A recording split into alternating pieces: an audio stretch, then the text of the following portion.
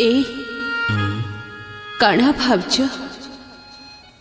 काना हो भावनी ये दुनिया तो हमको बुझी नहीं पारला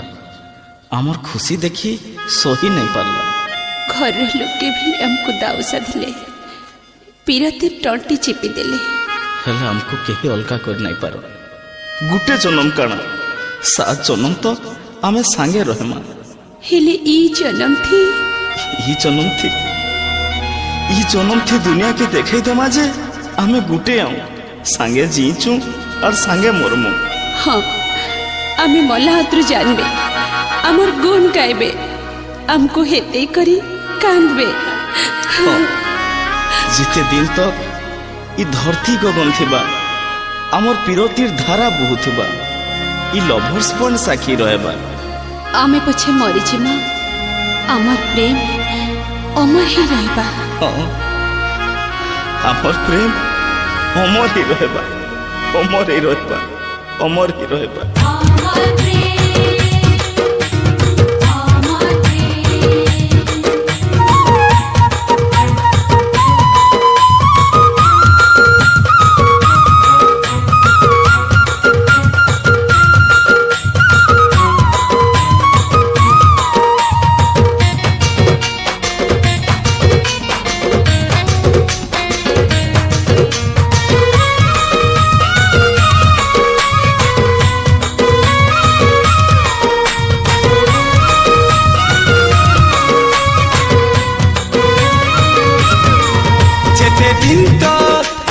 धरती पुरती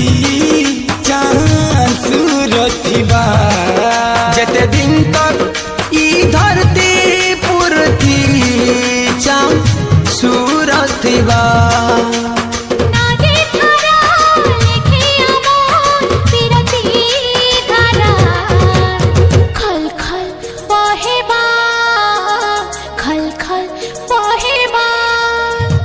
आमे पछे मरी जीमा आमर प्रेम मन रहेबा आमे पछे मरी जीमा आमर प्रेम मन रहेबा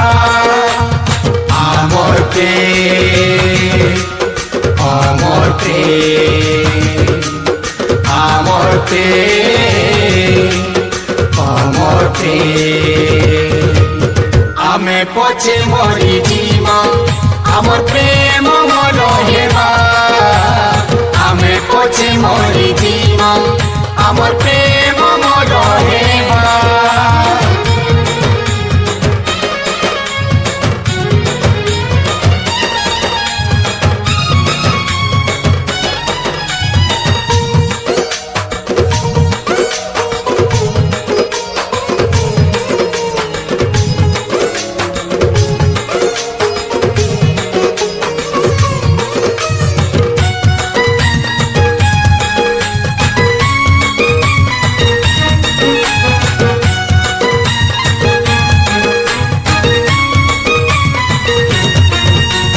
लेखा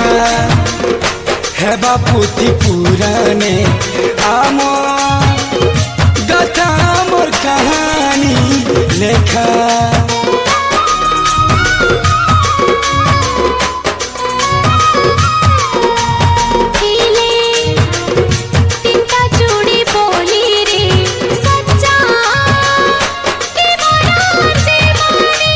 गज पतर मेघ बादल आमर गीत के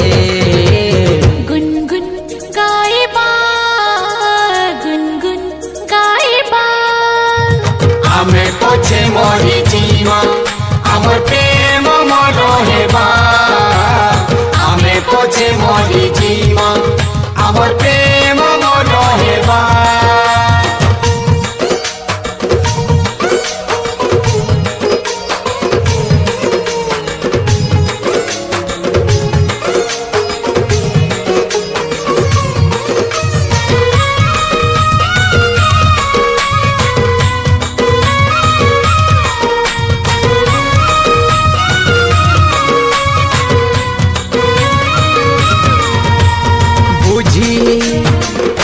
नहीं पारला सीने रे हमको दुनिया ही दुनिया दुनिया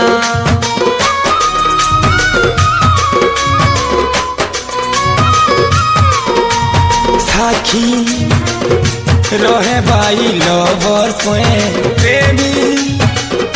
खावे अमर क्रिया तारा तारा कहानी अमर थोरे